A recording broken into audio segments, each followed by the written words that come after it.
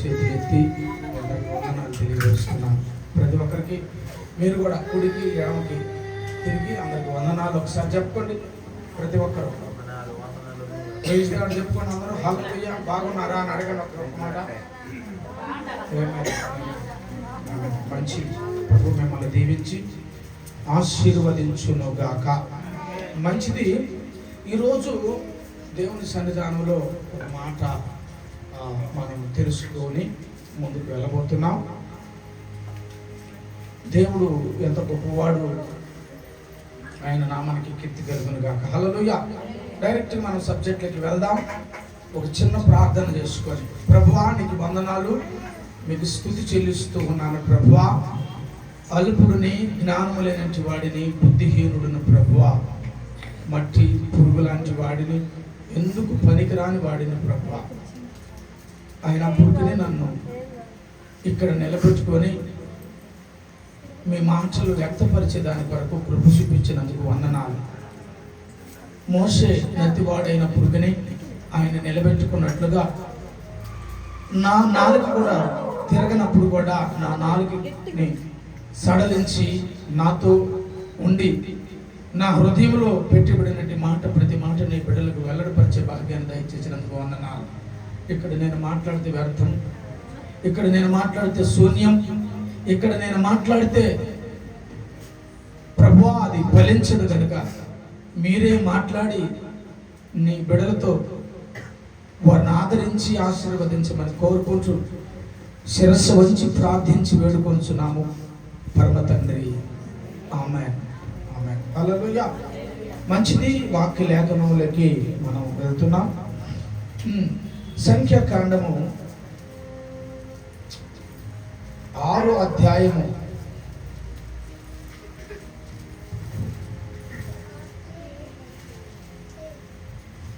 సంఖ్యాకాండము 6వ అధ్యాయము 25వ వచనాన్ని చదువుదాం.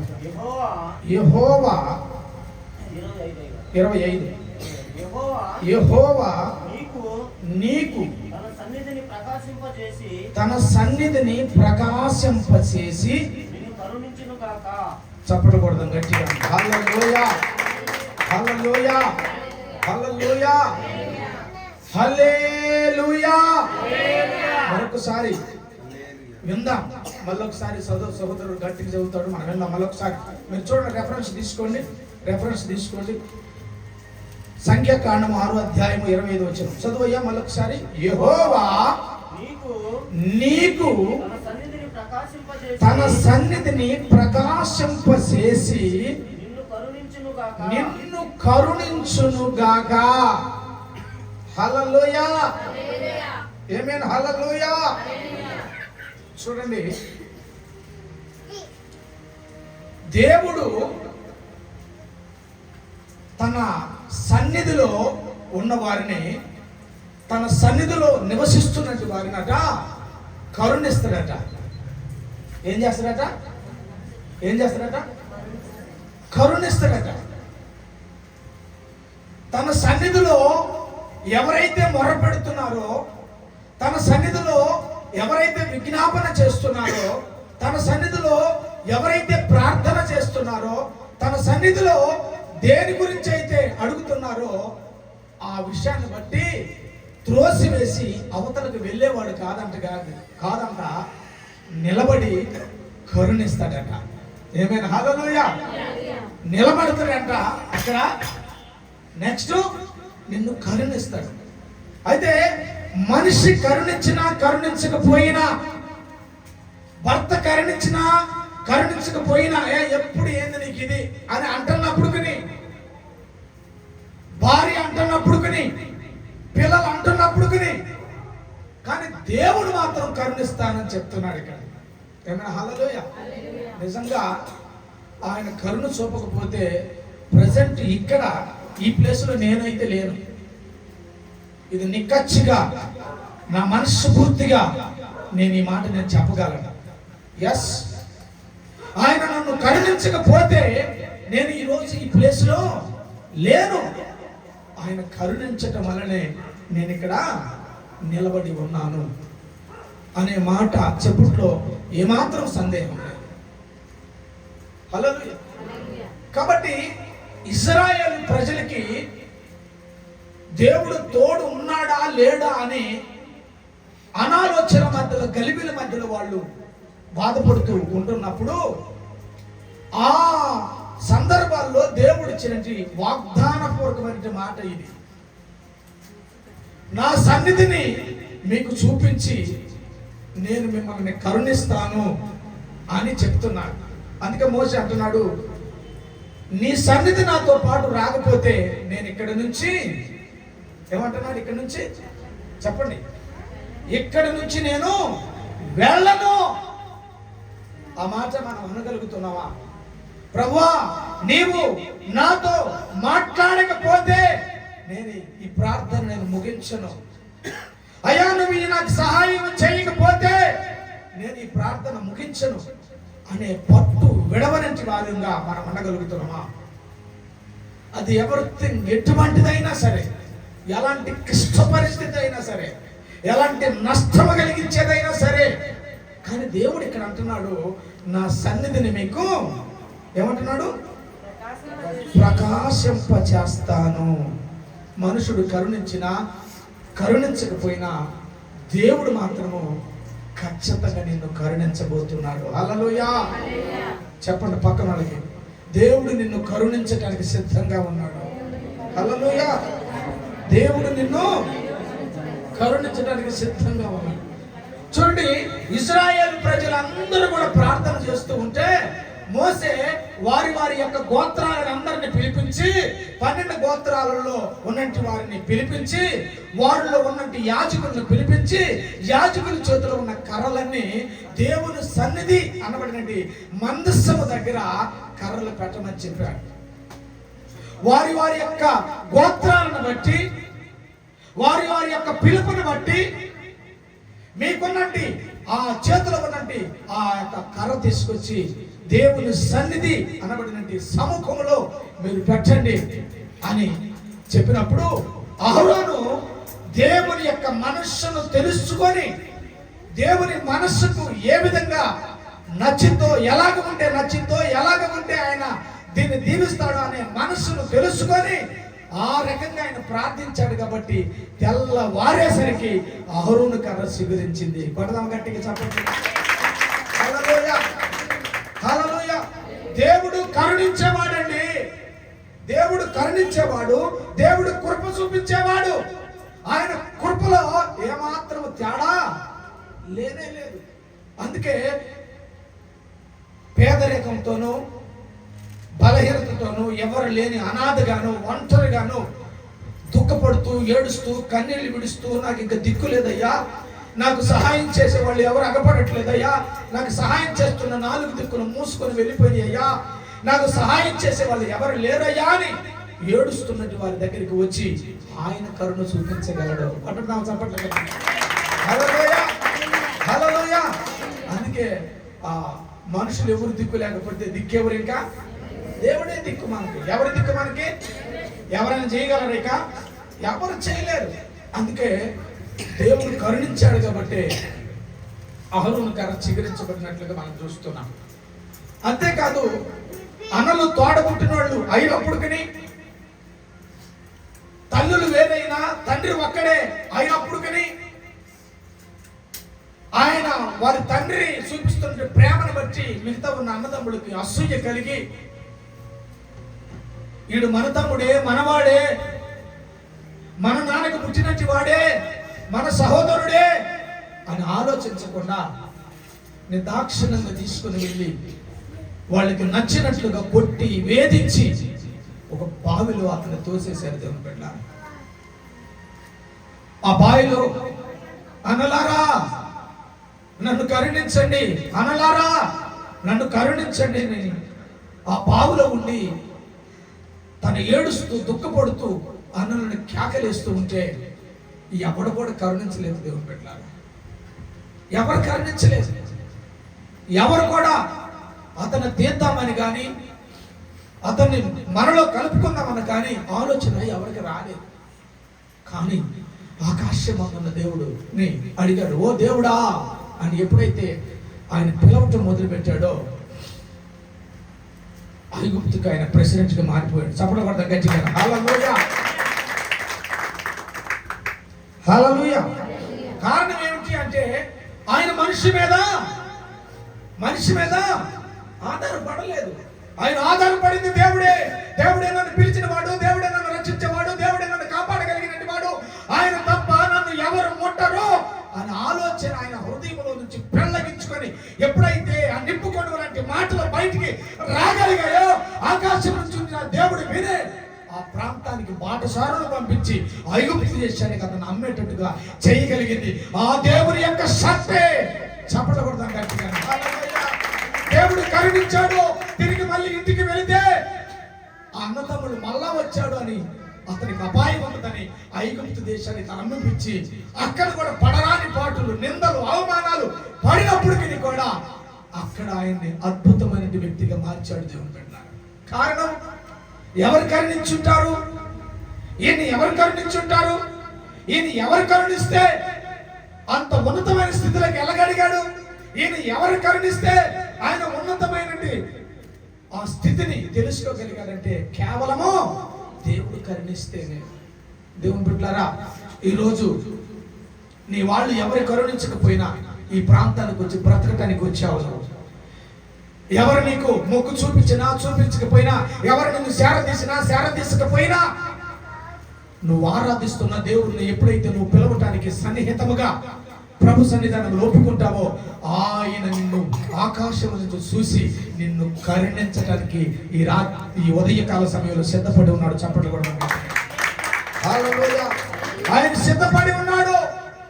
ఆయన సిద్ధపడి ఉండి నిన్ను కరుణిస్తున్నాడు. కాబట్టి ఇన్ని కష్ట పరిస్థితుల్లో ఉన్నా కూడా నువ్వు దాటుకొని రాగలుగుతున్నావు అంటే నీ శక్తి? నో, నీ శక్తి కాదు. నీ బలమా? నీ బలం కాదు. లేకపోతే మన తెలివా? నో, మన తెలివి కాదు. లేకపోతే మన జ్ఞానమా? నో, మన జ్ఞానము. అంతకంటే కానే కాదు. ఆయన కృప చూపించాడు. హల్లెలూయా. ఆయన దయ చూపించాడు. హల్లెలూయా. అందుకే ఆయన ఇశ్రాయేలు ప్రజల గురించి అన్నాడు, యెహోవా నీకు తన సన్నిధి ప్రకాశింపచేసి నిన్ను కరుణిస్తాడు. ఎవరు కరుణిస్తారట? దేవుడే నిన్ను కరుణిస్తాడు. మనుషులు కాదు నిన్ను కరుణించేది. ఒకసారి తెలియక యెరూషలేము నుంచి యెరికోకి వెళుతున్నాడు ఒక వ్యక్తి. వెళుతూ ఉంటే వెళుతున్న మార్గంలో దొంగల చేత అతడు కొట్టబడ్డాడు. అతడు దోచుకోబడ్డాడు. అతని దగ్గర ఉన్నట్టు అన్ని లాగేసుకున్నారు. కొట్టబడ్డాడు, పిండబడ్డాడు. త్రోవ పక్కన అతను పడేశాడు. కానీ ఆ పడినట్టు వ్యక్తి ప్రక్క నుంచే లేవీడు వెళుతూ ఉన్నాడు. లేవీడు చూశాడు, వీడితో మనకేం పనిలే, వాడి కర్మ వాడు అనుభవిస్తున్నాడు, వీడితో మనకేం పనిలే, వాడి కర్మ వాడు అనుభవిస్తున్నాడు అని చెప్పేసి లేవీడు దాటేసుకుని వెళ్ళిపోయాడు. దేవుడు పెట్టాడు. ఆ తర్వాత మరొక వ్యక్తి అదే ప్రాంతంలోకి వచ్చాడు. ఆ వ్యక్తి యాజకుడు. అతను కూడా చూశాడు. అతని మీద దయ చూపించలేదు. అతను కూడా అతన్ని దాటేసి వెళ్ళిపోయినట్టుగా మనం చూస్తున్నాం. మరొక వ్యక్తి వచ్చాడు. ఆయన మంచి సమరయుడు. హల్లెలూయా. మరొక వ్యక్తి వచ్చాడు, మంచి సమరయుడు. ఆ సమరయుడే మనం ఆరాధిస్తున్న ప్రభు. చప్పట్లు కొడదాం గట్టిగా. అతడు కరుణించాడు.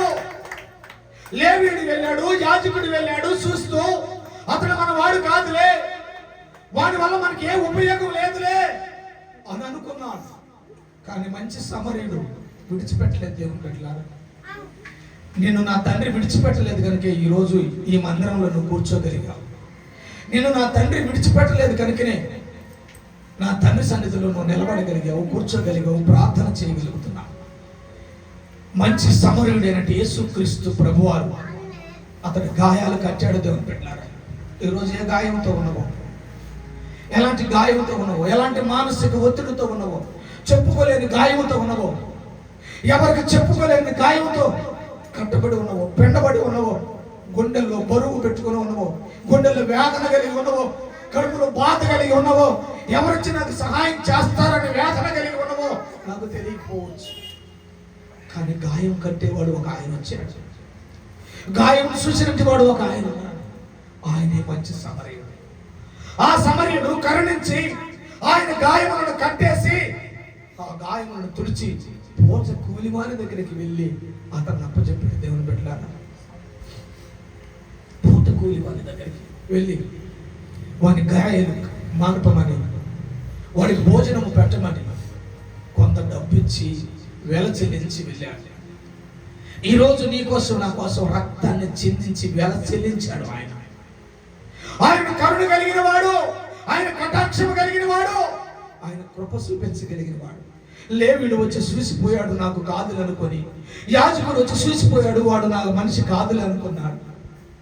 నీ అనుకున్న వారు, నీ వారు ఎంతో మంది నా వారు అని నువ్వు అనుకున్నావు, వాళ్ళు ఎంతో మంది త్రోసివేసి తొణికిరించి వెళ్ళి ఉండొచ్చు. కానీ కరుణించగలిగిన వాడు ఒక్కడున్నాడు, ఆయన మంచి సమరయుడు, ఆయనే మన ప్రభు అయిన యేసు. హల్లెలూయా, హల్లెలూయా. ఆ సమరయుడు నిన్ను రక్షించగలడు, ఆ సమరయుడు నిన్ను కరుణించగలడు, ఆ సమరయుడు నిన్ను విడిపించగలడు, ఆ సమరయుడు నీకు కావలసిన అవసరతను తీర్చగలిగిన సమర్థత కలిగిన దేవుడు. ఆయన కరుణించగలిగిన వాడు, ఆయన కరుణ చూపించగలిగిన వాడు. ఏ కష్టములో ఉన్నా, ఏ నష్టములో ఉన్నా, ఎలాంటి బాధలో నలిగిపోతూ ఉన్నా చూస్తూ లేవీయుడిలాగా వెళ్ళిపోయేవాడు కాదు, చూస్తూ యాజకుడు వలె వెళ్ళిపోయేవాడు కాదు. చూసి దగ్గరికి వచ్చి లేపి త్రాగటానికి నీరిచ్చి గాయములు మానిపి పూట కూలి వారి దగ్గరికి చేర్చి నిన్ను బాగు చేసి ఇదిగో దేవుని సన్నిధిలో కూర్చోబెట్టగలిగిన వాడు. ఆయన సన్నిధిలో కూర్చోబెట్టి నిన్ను కరుణించగలిగిన వాడు అని చెప్తున్నాడు ఆయన. హల్లెలూయా. ఎంత గొప్పవాడండి.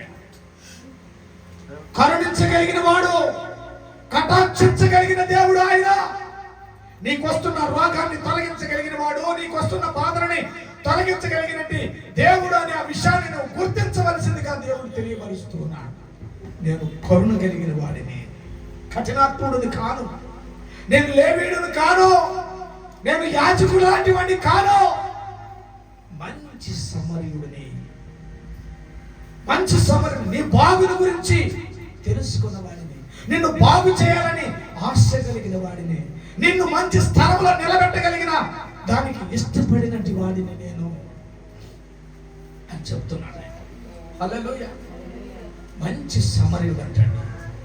ఆ మంచి సమరయుని యొక్క చేతికి కిందకి మనం వెళ్ళగలిగితే ఆయన ఏమైనా చేయగలడు, ఏదైనా మనకి అందించగలడు. హల్లెలూయా, హల్లెలూయా. కాబట్టి ఆ సమరయుడు అంటున్నాడు, నేను నిన్ను ఏమంటున్నాడు, ఏమని చెప్తున్నాడమ్మా? యెహోవా నిన్ను కరుణిస్తాడట. మనుషుల కరుణ ఎలా ఉంటుందమ్మా? మనుషుల కరుణ ఎలా ఉంటుంది? ఎంతసేపు ఉంటుంది మనుషుల కరుణ? చెప్పండి, ఎంతసేపు ఉంటుంది? ఒక 10 నిమిషాలు ఉంటుందా? లేకపోతే ఒక మధ్యాహ్నం దాకా ఉంటుందా? సాయంత్రం దాకా ఉంటుందా? లేకపోతే బిర్రుగా ఒక రోజు ఉంటుంది ఏమో, అంతేనా? తర్వాత ఉండదు. ఇద్దరు భార్య భర్తలు షాపింగ్ చేయడానికి వెళ్ళారండి. పిల్లలు ఇద్దరిని ముగ్గురిని తీసుకొని వెళ్తే షాపులకి ఉదయం అనగా తీసుకొని పోయిందంట భార్య. పోడు పెట్టి తీసుకొని వెళ్ళిందంట. తీసుకొని వెళ్ళి పిల్లల ముగ్గురికి బట్టలు, ఆమెకు బట్టలు, ఇంట్లో వాళ్ళ అమ్మకి నాన్నకి బట్టలు, ఇంట్లో అవసరతలు మొత్తం కొనిందంట. ఎప్పటి నుంచి? ఉదయం 9-10 గంటలకు పోయి సాయంత్రం 9-10 గంటల దాకా షాపింగ్ చేసిందంట. షాపింగ్ చేసి భర్త దగ్గరికి వచ్చింది, ఎదురొచ్చేసింది. ఏమేమి తీసుకున్నావు ఇంతసేపు అని అంటే, బాబుకి తీసుకున్నాను, పాపలిద్దరికి తీసుకున్నాను, నాకు తీసుకున్నాను, మా అమ్మ నాన్నకి తీసుకున్నాను, అందరికి తీసుకున్నాను. ఆయన అడిగాడంట, మరి నాకేం తీసుకున్నావు అని అడిగిందంట. అంటే బిల్లు తీసుకొచ్చి చూపించి ఇది నీకు తీసుకొచ్చి ఇచ్చినారు అని చెప్పి, అది మనుషులు చూపించి కరుణ. బిల్లు తీసుకొచ్చి చూపించింది అంటే నీకు ఇంత అయింది, ఇదే నీకు తీసుకొచ్చి నేను చూపిస్తున్నాను అని. హల్లెలూయా, దేవునికి స్తోత్రం. హల్లెలూయా. కాబట్టి మన యేసుక్రీస్తు ప్రభు ఎలాంటి వాడట? కరుణ కలిగిన వాడు. నా ప్రశ్న ఏమిటంటే, మన దేవుడు కరుణిస్తే కరుణ ఎలాగ చూపిస్తాడనేది ఇంకొక పాయింట్ ఒకటి నేను చెప్తాను మీకు. దేవుడు మనల్ని కరుణిస్తే ఏం జరుగుతుంది, ఇది టైటిల్.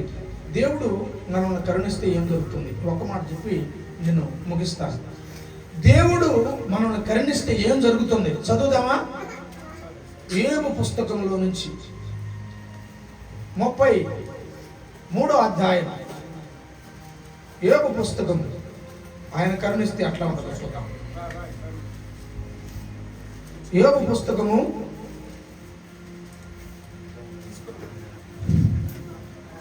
33వ అధ్యాయము. ఒక్క నిమిషం, వచనం చెప్పలేదు కదా నేను. యోబు పుస్తకము 33వ అధ్యాయము 24వ వచనం. అదుగో దేవుడు వాని యందు కరుణ చూపి ఆమేన్. హల్లెలూయా, ఇది టైటిల్. హల్లెలూయా, హల్లెలూయా. దేవుడు మనల్ని కరుణిస్తే ఏం జరుగుతుంది అంటే, దేవుడు కరుణిస్తే పాతాళం నుండి తప్పించబడతామంట. ఇది టైటిల్. హల్లెలూయా. ఇప్పుడు దాకా మనం కొన్ని విషయాలు ముందు చదువు, కరుణించాడు అనే విషయాన్ని మనం దేవుడు వివరించి చెప్పాడు మనతో. ఇప్పుడు ఏమంటున్నాడంటే, దేవుడు మనల్ని కరుణిస్తే ఏం జరుగుతుంది అని అంటే, దేవుడు మనల్ని కరుణిస్తే పాతాళంలో పడకుండా ఏం చేస్తాడంట? విడిపిస్తాడంట. పాతాళంలో పడకుండా విడిపిస్తాడంట. అంటే పాతాళము ఎంత భయంకరమనిదో దేవుడికి ఆ విషయము తెలుసు. హల్లెలూయా. పాతాళం ఎంత భయంకరమనిదో దేవునికి తెలుసు. పాతాళం అంట ఏం చేస్తుందంటే, నోరు తెరుచుకోవాల్సి వస్తుందంట. అట్లా ఎప్పుడు ఏం చేస్తుందంట? నోరు తెరిసే ఉంటుందంట. ఎప్పుడు నోరు తెరిసే ఉంటుందంట. ఎప్పుడు నోరు తెరిసే ఉంటుందంట. ఎందుకు? ఎవరిని మృంగుదామా, మళ్ళీ ఇంకొక మాట చదువున్నామా అక్కడ. యోబు పుస్తకం 24:19 చదువు. యోబు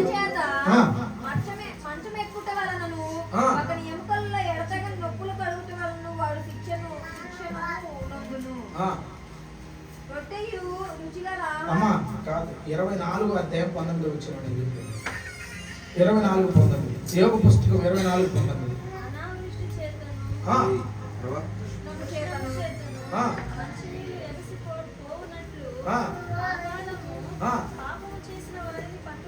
అబ్బా, ఆమె హల్లెలూయా. పాపం అంట పాతాళంలోకి పోయేవాడిని ఎట్ట పట్టుకుంటుందంట? ఆ కింద వచ్చిన కదా మా ఫస్ట్ కాకుండా 2 లైన్లు. పాతాళము పాపము చేసినటువంటి వాడిని పట్టుకుంటుందట. ఆమేన్, హల్లెలూయా. ఏం చేసిందంట అండి? పాపము చేసినటువంటి వాడిని పట్టుకుంటుంది. పాపం అనేది ఎంత భయంకరమో యేసుక్రీస్తు ప్రభువుకి తెలుసు. అందుకే పాతాళములోనంట ఆ పాపము నోరు తెరుచుకున్నదట. కానీ నోరు తెరుచుకొని ఉన్న దాంట్లోకి వెళ్ళటానికి ఇష్టపడుతున్నామో, దేనికి ఇష్టపడుతున్నామో మనం ఆలోచించుకోవాలి. కానీ దేవుడు చెబుతున్న విషయము, సందర్భం ఏమిటంటే, పాతాళములో నుంచి నువ్వు తప్పించబడాలి అని కోరుకుంటున్నాడు దేవుడు. ఏమైనా హల్లెలూయా. పాపం ఏం చేస్తుంది? పాతాళంలోకి నిన్ను తీసుకొని వెళ్ళడానికి ఇష్టపడుతుంది. కానీ దేవుడు ఏమన్నాడు?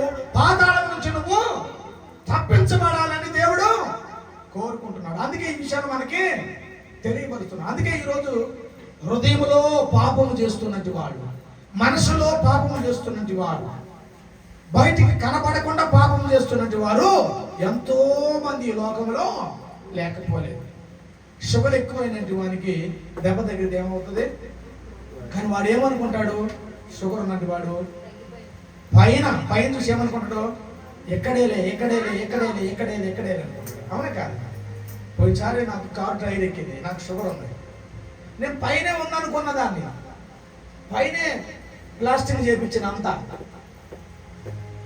ఒంగోలు పోయిన తర్వాత డాక్టర్ దగ్గరికి పోతే దాని మీద ఒక పేపర్ లాగా అతుక్కుని ఉంది. 2-3 పట్టుకొని దాన్ని లాగి పడేసి దాంట్లో ఉన్న సీవు మొత్తం తీసేశారు. చాలా మంది దీంట్లో సీవు అన్నాడు. లేదు పైన చెబుతాను నేను, నాకు తెలియకుండానే లోపల గూడు కట్టేసుకున్నాను. చూడండి, పాపము ఎంత భయంకరమైనది, పాపం ఎంతో భయంకరమైనది. అందుకే పాతాళంలో నుంచి తప్పించే దాని కొరకు దేవుడు ఇష్టపడుతున్నాడు. కానీ పాపము పాతాళంలోకి నిన్ను తీసుకుని వెళ్ళడానికి ఇష్టపడుతుంది. అందుకే ఈరోజు పాపంలో పడకుండా ఉండే దాని కొరకు దేవుడు చెప్తున్నట్టు ఒక అద్భుతమైన సందర్భం. ఒకసారి ఎఫెసీ 2వ అధ్యాయంలో కూడా ఒక మాట రాయబడుతుంది. ఎఫెసీ 2వ అధ్యాయం 4-5 వచనాల వరకు చదవండి. ఈరోజు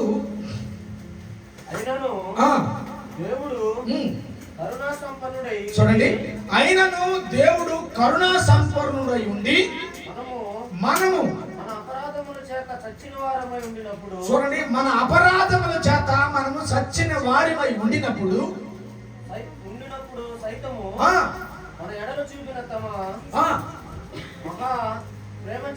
చూడండి, మన ఎడల చూపిన తన మహాప్రేమ చేత చూడండి మనల్ని ఎలాగ బ్రతికించిందంటమ్మా? క్రీస్తుతో ప్రేమలో ఉండేటట్టుగా బ్రతికించాడు. ఈ రోజు మనం ఇలాగ కూర్చోగలిగినామంటే క్రీస్తు ప్రేమ కరుణ చూపట్టబట్టే కదా. ఈ రోజు మనం కూర్చోగలిగినామంటే ఇక్కడ క్రీస్తు ప్రేమ ఆయన కరుణ చూపెట్టబట్టే కదా ఇక్కడ కూర్చోగలిగింది. లేకపోతే లేదు. దేవుడు కరుణించకపోతే, దేవుడు కరుణ చూపకపోతే మనం కూర్చోలేము. దేవుడు కృప చూపించకపోతే మనం కూర్చోలేము. అందుకే ఒకసారి మీరు వినే ఉంటారు చాలా సార్లు, ఏసన్న గారట వాళ్ళ తాతగారు ఏం పని చేస్తారు? వాళ్ళ తాతగారు తెలుసా? ఎవరికైనా వాళ్ళ తాత తెలుసా? ఆయన పోతురాజు.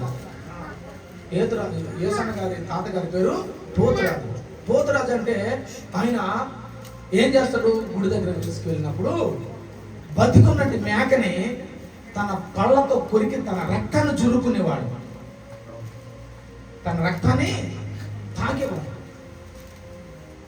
అయితే ఆయన చచ్చిపోయిన కొన్ని రోజుల తర్వాత యేసన్న గారు రక్తం కక్కుకుంటున్నాడు. కొంతమంది పెద్దోళ్ళు అన్నారు ఆయన చూసి, ఏమిటి రా ఇది ఎలాగా అయిపోయాడంటే, వాళ్ళ తాత తాగిన రక్తం వీడు కక్కుతున్నాడు రా అని అన్నారు. ఏమన్నారు? వాళ్ళ తాత తాగిన రక్తము వీడు కక్కుతున్నాడు రా అని అన్నారు. దేవుని కృప యేసన్న గారి మీద ఉన్నది కనుక ఈ రోజు ప్రపంచ వ్యాప్తంగా ఆయన గురించి మారుమోగుతుంది. చెప్పడం కదా. హల్లెలూయా. యేసన్న గారి మీదకి కృప వెళ్ళడానికి కారణం వాళ్ళ తల్లి ప్రార్థన. హల్లెలూయా. వారి తల్లి ప్రార్థన, వాళ్ళ తల్లి చేసిన ప్రార్థన ఆయనని ఈ రోజు ప్రపంచాలు తిరిగేటట్టుగా చేసింది. ఆ కృప నీకుందా? నేను కూడా అంత నిఖచ్చిగా చేయగలుగుతున్నాను అనే మాట నువ్వు చెప్పగలుగుతావా? కృప లేకపోతే మరణం అవ్వాల్సిందే తప్పదు. కృప లేకపోతే మరణించాల్సిందే తప్పదు. కృప ఉన్నా కూడా మరణిస్తారు, కానీ ఒకరోజు సజీవముగా అక్కడ లేపబడతాడు. హల్లెలూయా. అందుకే దేవుడు అన్నాడు, నేను కరుణ కలిగిన వాడిని. ఏమన్నాడు? ఎఫెసీలో ఏమన్నాడు? మళ్ళీ ఒకసారి చదువుతుంది. అయినను దేవుడు కరుణా సంపన్నుడై, చూడండి, ఆయన కరుణా సంపన్నుడై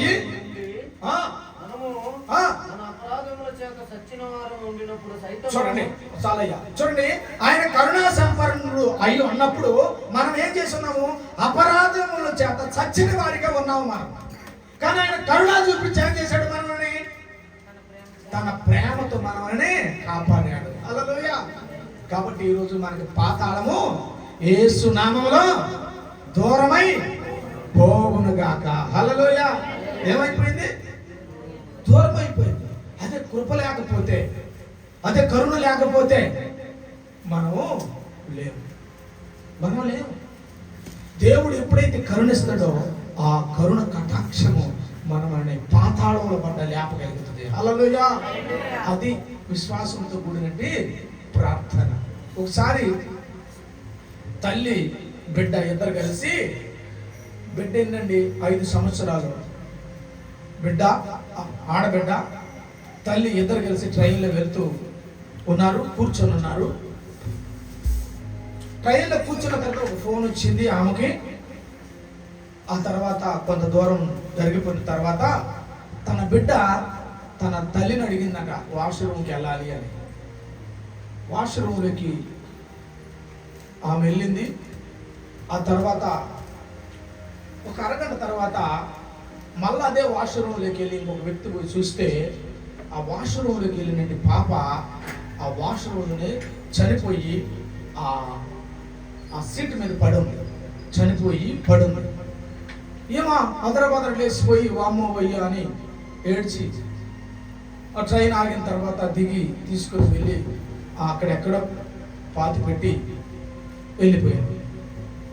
ఇంతమంది ట్రైన్లో ఉండగా ఈ పాపని ఎవరు చంపారు అని ఆలోచిస్తే సరిగ్గా 2-3 నెలల తర్వాత అన్ని ఆరాధించి చూస్తే ఆ తల్లి ఆ బిడ్డను చంపినట్టుగా కంప్లైంట్ వచ్చింది. ఆ తల్లే చంపిందట. ఆ తల్లి చంపినట్టుగా కంప్లైంట్ వస్తే ఆమె దగ్గరికి వెళ్ళి ఆమె రిపోర్ట్ రాసుకొని ఆమెను గట్టిగా మందలిస్తే నేనే చంపాను అని అన్నారు. ఎందుకు చంపావు అని అడిగితే ఎంత భయంకరంగా ఉందో పరిస్థితి. ఎందుకు చంపావు అని అడిగితే ఆమె చెప్తున్నట్టు మాట ఏమిటి తెలుసా? అయ్యా, ఈ బిడ్డ పుట్టిన కొన్ని రోజుల తర్వాతనే నా భర్త చనిపోయాడు. నేను ఒక వ్యక్తికి అలవాటు పడిపోయినాను. ఆ వ్యక్తి నన్ను చూసుకుంటున్నాడు. నేను అతని దగ్గరికి బయలుదేరి ప్రయాణమైన బిడ్డను తీసుకొని వెళ్తున్నాను. నేను ట్రైన్ ఎక్కిన తర్వాత అతను ఫోన్ చేశాడు. ఆ బిడ్డను కానీ నా దగ్గరికి తీసుకొని వస్తే నువ్వు కూడా రావద్దు. ఆ బిడ్డను తీసుకొని రాకుండా ఉండే పనికి నువ్వు నా దగ్గరికి రా అని అన్నాడు. అందుకని నేనేం చేయాలో అర్థం కాక వాష్రూమ్లో తీసుకెళ్ళి నా బిడ్డని బ్లేడ్తో పేక కోసేసి అక్కడ చంపేసి వచ్చినాను అని చెప్పిందాక. చూడండి ఎంత భయంకరం. ఆ తల్లికి ఆ బిడ్డ మీద కరుణ చూపలేదు, కరుణ లేదు. నా కడుపును పుట్టిందే, నేను 9 మాసాలు మోసానే, నా రక్తాన్ని పంచుకొని పుట్టిన బిడ్డే నా బిడ్డే అని కరుణ చూపించలేదు. బిడ్డ ప్రాణం ఎలాగ ఒప్పిందో తెలియదు కానీ ఆ బిడ్డని పేకను కోసేసి ఎవడో ముక్కుమొక్కం తెలియనట్టు వాని దగ్గర తన కామ వికారమైనటువంటి కోరికలను నెరవేర్చుకునే దాని కొరకు ఆడికి ఎడక్ట్ అయిపోయింది. బిడ్డను చంపేసుకుంది. పాపం ఆమెను పట్టుకున్నదే. పోలీసులు వచ్చారు, వాళ్ళ పరిధిలో విచారించారు, పోలీస్ స్టేషన్కి తీసుకుని వెళ్ళారు, కోర్టులో నిలబెట్టారు, ఉరిశిక్ష తీపించారు. పాపము ఆమెను పట్టి వేసిందే, పాపము ఆమెను విడిచిపెట్టలేదు. పాపం ఆమెను బంధించేసేసింది. పాపము ఆమెని అధోపాతాళానికి తీసుకొని వెళ్ళేటట్టుగా చేసింది. చూడండి ఎంత భయంకరం. అందుకే మన ప్రభు తల్లి చంటిబిడ్డ తన బిడ్డనైనా మరుచునేమో కానీ నేను నిన్ను మరువును అని చెప్పాడు మన తండ్రి. ఆ తల్లి తన బిడ్డ మీద కరుణ చూపలేదు. మన తండ్రి మన మీద కరుణ చూపించగలిగిన సమర్థత కలిగిన దేవుడు. కొట్ట చప్పట్లు గట్టిగా. హల్లెలూయా. ఆయన కరుణా సంపన్నుడు. ఏమంటున్నాడంట? ఎలాంటి వాడంట ఆయన? కరుణా సంపన్నుడు. ఆయన కరుణ కలిగినటువంటి వాడు. ఎవరు దుఃఖపడినా, ఎవరు ఏడ్చినా ఆయన త్వరగా కరిగిపోతాడట, కరుణిస్తాడట, బాగు చేస్తాడట, వారిని బలపరుస్తాడట, నిలబెడతాడట. అంత కరుణా సంపన్న కలిగినటువంటి దేవుడు అంటాడు మన దేవుడు. అందుకే పాతాళము నీ కోసము నా కోసము నోరు తెలిసిందట. ఆ పాతాళాన్ని తప్పించేదాని కొరకు దేవుడు ఏమంటాడంటే, దేవుడు కరుణిస్తే పాతాళం నుండి మనము ఏమైపోతామంట? విడిపించబడతాము అని చెప్తున్నాడు. హల్లెలూయా. పాతాళం నుంచి మనం విడిపించబడతామంట. ఆ తల్లి ఆ బిడ్డను కరుణించలేదు, కానీ మన తండ్రి అయిన యేసుక్రీస్తు ప్రభు మనల్ని ఏం చేశాడు? చదవండి ఒకసారి. నిర్గమకాండం 33 అధ్యాయం 19 వచ్చిన ఒకసారి చదవండి. నిర్గమకాండం 19, నిర్గమకాండం 33:19. ఆయన మంచితనం అంతయు చూడండి అబ్బా. హల్లెలూయా. ఆయన మంచితనం అంతా కూడా ఏం చేశాడంట? మన ఎదుట కనపరిచాడంట అండి. కనపరిచాడా లేదా?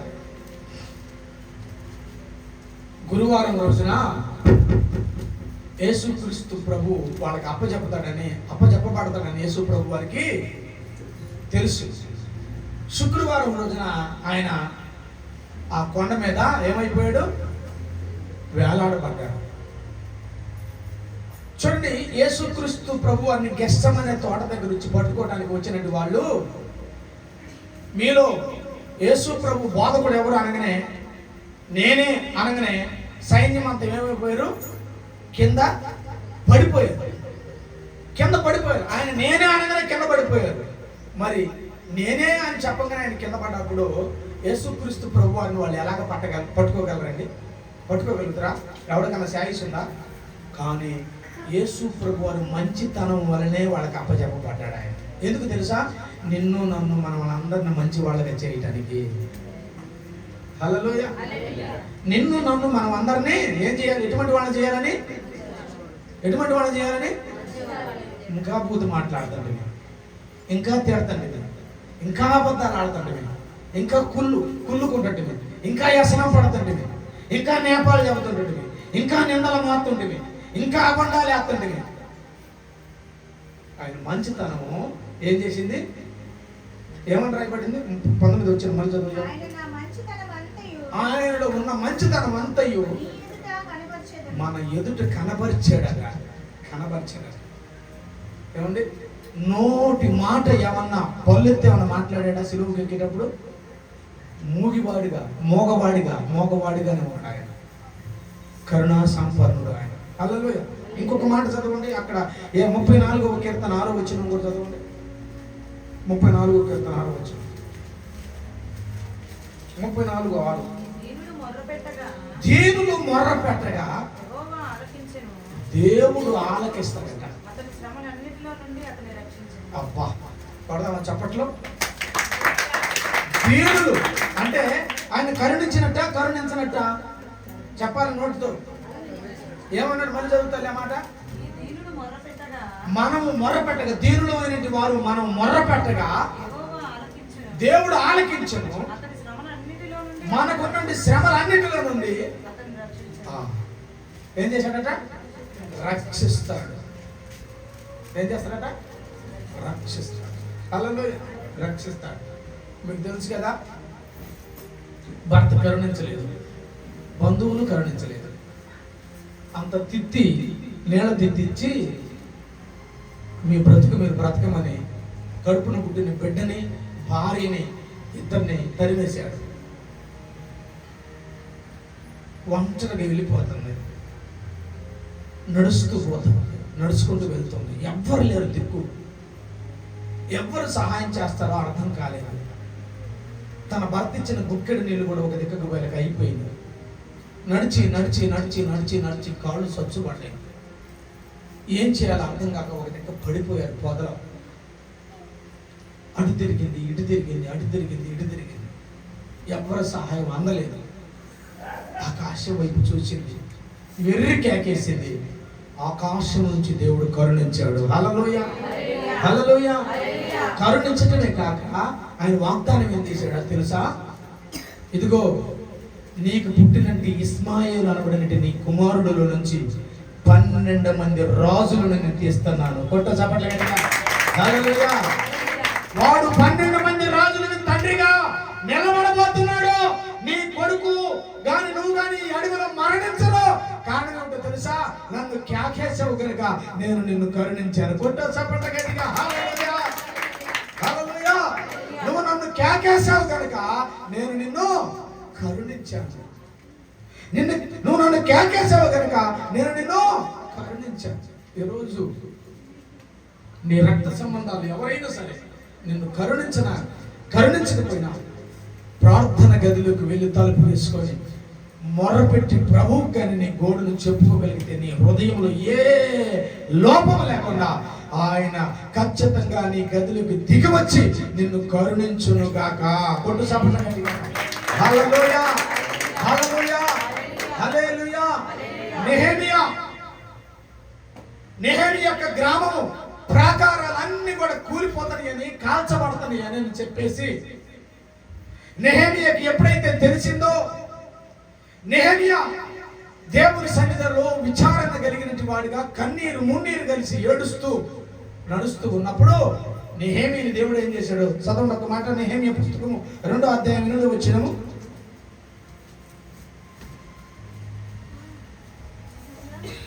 నెహెమియా 2:8 వచనం. నెహెమియా 2 పట్టణ ప్రాకారమునకును మందిరముతో సంబంధించిన కోట గుమ్మములకును నేను ప్రవేశించబోవు ఇంటికిని దూలములు మ్రానులు ఇచ్చినట్లుగా రాజుగారి అడవులను కాయు ఆసాపునకు ఒక తాకీదును ఇయ్యుడని అడిగితిని. అలాగు నాకు తోడుగా ఉండి కృప చూపుచున్న నా దేవుని అక్కడి నుంచి అండర్లైన్ చేసుకోండి. నా దేవుని కరుణ. అక్కడి నుంచి అండర్లైన్ చేసుకోండి. చదువుతుంది. నాకు తోడుగా ఉండి నాకు కృప చూపుచున్న నా దేవుని కరుణా హస్తము కొలది రాజు నా మనవి ఆలకించెను. ఆమేన్. కట్టండి గట్టిగా సపట్ల. హల్లెలూయా. ఏం చేశాడు? మళ్ళీ అక్కడి నుంచి మళ్ళీ చదువమ్మా. నా కరుణ. అక్కడి నుంచి చదువు. నా దేవుని కరుణ. అక్కడి నుంచి చదువు. నా దేవుని యొక్క కరుణ.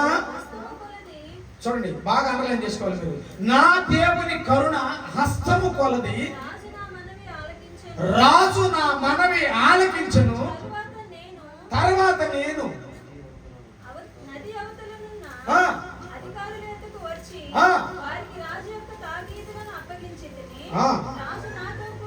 రాజు నాతో కూడా చాలు చాలు. ఏమేమి పంపించాడు ఆలకించి? నీకు ఏమేమి అవసరమో ఒక మనిషిగా నీ భర్త గుర్తించకపోవచ్చు, నీ భార్య గుర్తించకపోవచ్చు, లేకపోతే ఇంకా ఎవరైనా గుర్తించకపోవచ్చు, కానీ నీ అవసరత ఆయన గుర్తిరిగించి వారికి నెహెమియాకి ఏమేమి పంపించాడు? గుర్రపు రౌతులు, ఇంకా చాలా మంది, ఇంకా చాలా చాలా అవసరాలు కూడా ఆయనకి తీర్చాడట. ఎందుకు తీర్చాడు ఆయన? ఆ కింద వచనంలో, 8వ వచనంలో నా దేవుని కరుణ అనే మాట మళ్ళీ చదువమ్మా. అది చూడు. నా దేవుని కరుణ హస్తము నాపై ఉండగా రాజు నా మనవి ఆలకించాడు. హల్లెలూయా. మీ మనవి ఎవరన్నా ఆలకించాలి అంటే దేవుని కరుణ హస్తం మీ అందరి మీద ఉండాలి. ఆమేన్. హల్లెలూయా, హల్లెలూయా. దాన్ని కోరుకోవాలి మనం. హల్లెలూయా. దేవుని కరుణ హస్తాన్ని మనం కోరుకున్నప్పుడు రాజులేంది, చక్రవర్తులేంది, ప్రతి ఒక్కడి కిందకి దిగి రావాల్సి ఉంది. హల్లెలూయా. దిగి వస్తారా రారా? సికింద్రాబాద్లో ఏం గార్డెన్ అది? సికింద్రాబాద్ పెద్ద స్టేడియం ఉంది కదా, పెద్ద స్టేడియం. ఎల్బీ స్టేడియంలో సతీష్ అన్న అక్కడికి వస్తే ఈ తెలంగాణ రాష్ట్రాన్ని పరిపాలన చేసి ముఖ్యమంత్రి అక్కడికి వచ్చాడు. చూశారా మీరు ఐడియా? ఒక దైవ సేవకుడు ఆ ఎల్బీ స్టేడియంలో మీటింగ్ పెడితే ఈ దేశాన్ని ఏలే ఈ రాష్ట్రాన్ని ఏలే ముఖ్యమంత్రి దైవజనుడు మాట్లాడుతూ కూర్చోని ఉన్నాడంటే అలా చేయగలడు మేము అని కొట్ట గట్టిగా. హల్లెలూయా. మీరు మాట్లాడుతూ ఉంటే ఎదుటివాడు వినాలనిపించాలి. ఏమైనా హల్లెలూయా. అటువంటి కరుణ దేవుడు మీకు ఇస్తాడు. ఏమన్నాడు అక్కడ రాజు? దేవుని యొక్క కరుణా హస్తము కొలది రాజు. ఏమైనా హల్లెలూయా. అంటే మొట్టమొదట నెహెమియా ఎవరిని కోరుకున్నాడు? రాజును కోరుకుండా నో, దేవుని దగ్గర విచారించాడు. అప్పుడు రాజు యొక్క మనసు ఏమైపోయింది? మార్చేశాడు. ఏమిటి నెహెమియా చాలా వింతగా కూర్చున్నావు, చాలా విచారంగా కూర్చున్నావు, కారణం ఏమిటి అంటే అప్పుడు ఆయనకున్న పరిస్థితి చెప్పినప్పుడు ఆయనకి కావలసిన వసవతి మొత్తాన్ని ఆయనకి ఇచ్చి పంపించేటట్టుగా దేవుడు చేయగలిగాడు. హల్లెలూయా. ఈరోజు ఆయన కరుణా హస్తము నా మీద ఉన్నది. చెప్పండి మీరు, దేవుని యొక్క కరుణా హస్తము చెప్పండి. కరుణా హస్తము చెప్పండి. నా మీద దేవుని కరుణా హస్తము నా మీద ఉన్నది కనుక నేను పాతాళం నుంచి విడిపించబడ్డాను. ఆమేన్. హల్లెలూయా.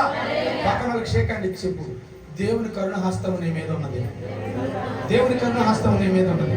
ఆమేన్. హల్లెలూయా. దేవుని కరుణా హస్తము నీ మీద ఉన్నది కనుక నీవు ఏమై ఉన్నావు? చెప్పండి అన్నమాట. బిట్టు చెప్పండి, షేక్ హ్యాండ్ ఇచ్చి. దేవుని కరుణ హస్తము నీ మీద ఉన్నది కనుక పాతాళము నువ్వు విడిపించబడ్డది, తప్పించబడ్డది. హల్లెలూయా. హల్లెలూయా. ఈ మాటతో అది కన్నీళ్లు ఉడులుతా ఉంటది అక్కడ. ఏమైనా హల్లెలూయా. గట్టికి చెప్పండి.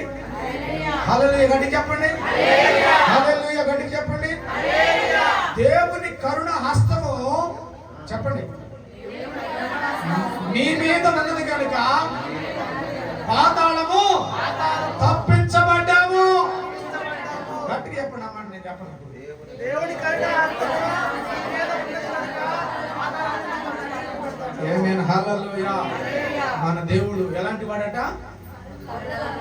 ఇదే టైటిల్. హల్లెలూయా. మన దేవుడు ఎలాంటి వాడట? కరుణా సంపన్నుడు. ఆ కరుణా సంపన్నుడు నిన్ను దాటి పోయేవాడు కదా. ఆమేన్. హల్లెలూయా. ప్రభు ఈ వాక్యమును దీవించి ఆశీర్వదించును గాక. ఈరోజు